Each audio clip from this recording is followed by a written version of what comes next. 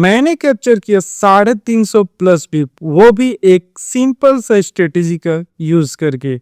अगर आप वीडियो को एंड तक देखेंगे तो आपको भी समझ में आएगा ये स्ट्रेटेजी, और आप भी यूज करके एक अच्छा पिप्स कैप्चर कर सकते हैं।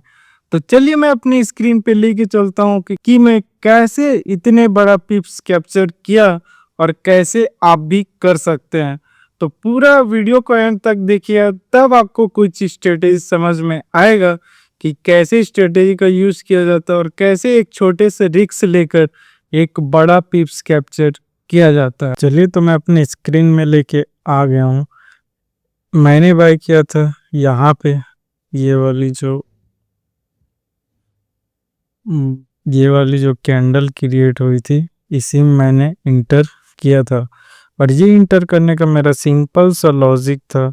यहाँ पे एक अप ट्रेंड मारने के बाद यहाँ एक रेजिस्टेंस क्रिएट किया।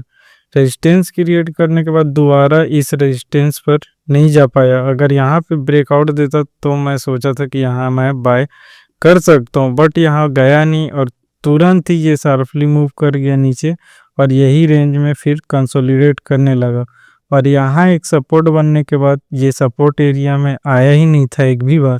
फिर उसके बाद अचानक से यहाँ पे एक लोअर मारा और ये सपोर्ट को तोड़ने के बाद फिर बाउंस बैक हो गया और शार्पली मूव कर गया अप साइड के तरफ।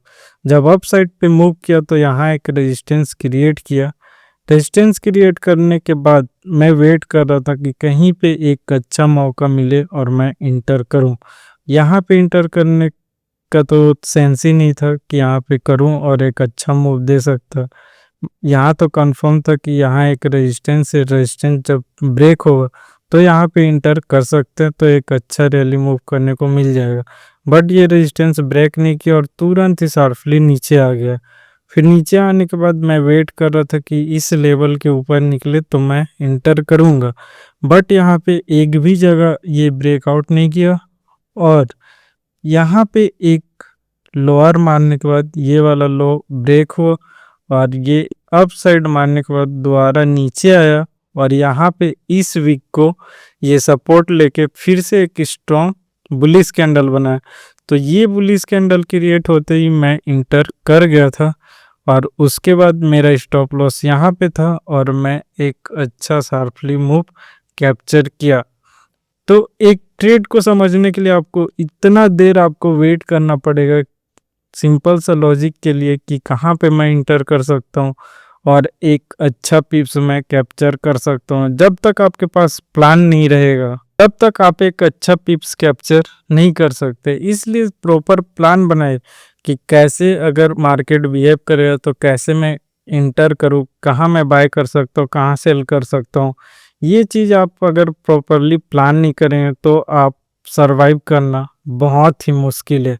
और ये मुझे एक अच्छा पिप्स दे कर गया 350 प्लस पिप। एक छोटा सा रिस्क में मुझे जब 350 प्लस पिप मिल रहा तो क्यों ना कैप्चर करें ऐसा सिंपल सेटअप को। यहाँ पे हो सकता था कि ब्रेकआउट होता तो तुरंत ही शार्पली मूव कर जाता, बट यहाँ पे जितना भी बायर से सबको ट्रैप करता है उसके बाद मार्केट मूव मारता है।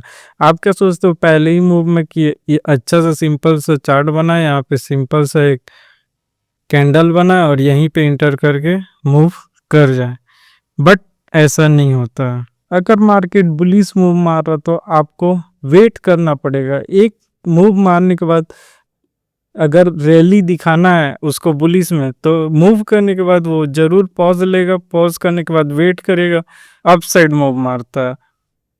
बट आप सोचते हो एक बार मूव मारा फिर नीचे आया फिर तुरंत मूव मारेगा, लेकिन नहीं।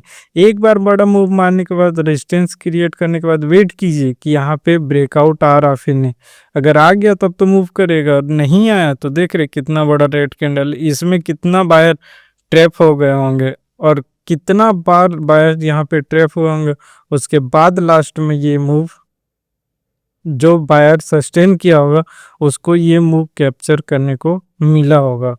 यहाँ पे रेजिस्टेंस था इसलिए मेरा टारगेट यहाँ तक था। अगर रेजिस्टेंस यहाँ पे नहीं रहता तो मैं और थोड़ा दूर तक वेट कर सकता था, बट रेजिस्टेंस यहीं से था तो मैं यहीं तक टारगेट किया और मैं एक अच्छा रिस्क टू रिवॉर्ड भी बुक किया हूँ। यहाँ पे अगर देखें तो यहाँ रिस्क टू रिवॉर्ड 1:3 का है, जो एक बहुत अच्छा तो नहीं बट अच्छा रिस्क टू रिवॉर्ड माना जाता है। तो अगर गाइस वीडियो अच्छा लगा तो लाइक कीजिए और चैनल को सब्सक्राइब कीजिए। मिलते हैं नेक्स्ट वीडियो में।